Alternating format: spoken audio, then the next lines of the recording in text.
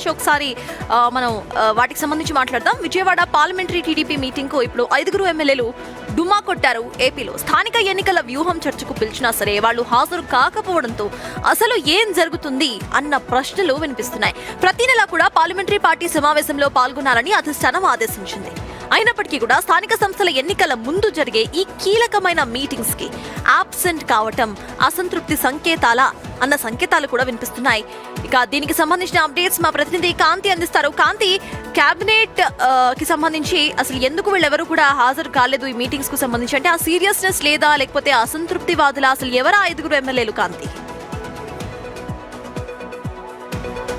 సత్తాజ్, నిన్న విజయవాడ పార్లమెంటరీ భేటీ జరిగింది. విజయవాడలో అధ్యక్షురాలు గద్దె అనురాధ జిల్లా అధ్యక్షురాలుగా ఉన్నారు. పార్లమెంటరీ భేటీ ప్రతి నెల నిర్వహించాలని పార్టీ ఇచ్చినటువంటి ఆదేశాల మేరకు ప్రతి నెల ఈ పార్లమెంటరీ భేటీ అనేది నిర్వహిస్తున్నారు. కేవలం పార్టీకి సంబంధించినటువంటి నియోజకవర్గంలో 7 ఎమ్మెల్యేలు, 1 ఎంపీ, అలాగే ప్రతి జిల్లాకు జిల్లా ఇన్ఛార్జీలను, నియోజకవర్గ ఇన్ఛార్జీలను కూడా ఇవ్వడం జరిగింది. నియోజకవర్గ ఇన్ఛార్జీలు మొత్తం కూడా హాజరయ్యి ప్రస్తుతం స్థానిక సంస్థల ఎన్నికలకు సంబంధించినటువంటి అంశంపైన చర్చించాలని నిర్ణయించారు. ఒకవైపు అపోజిషన్ పార్టీ ఏమో పూర్తిగా కూడా స్థానిక సంస్థల ఎన్నికలకు ఫుల్ రెడీ అంటూ కూడా ముందుకెళ్తోంది. ఎవరు ఏకగ్రీవమైనా సరే వాళ్ళకి టికెట్లు ఇవ్వమన్న వార్నింగ్స్ తో ఆ పార్టీకి సంబంధించిన అధినేత ముందుకు వెళ్తూ ఉంటే, ఇటు అధికారంలో ఉన్న టీడీపీ పార్టీకి సంబంధించి ఇంతమంది డుమ్మా కొట్టడాన్ని ఎలా చూడాలి కాంతి? ఖచ్చితంగా. ఎందుకంటే 5 ఎమ్మెల్యేలు, ఒకరు జగ్గైపేట నుంచి శ్రీరామ్ తాతయ్య, నందిగామ నుంచి తంగిరాల సౌమ్య, తిరువూరు నుంచి కొలికిపూడి శ్రీనివాస్తో పాటుగా లోకల్గా ఉన్నటువంటి బోండా ఉమా, ఇలా 5 మొత్తం 6 ఎమ్మెల్యేలు ఉన్నారు. ఒక బీజేపీ ఎమ్మెల్యే ఎన్టీఆర్ జిల్లాకి సంబంధించి.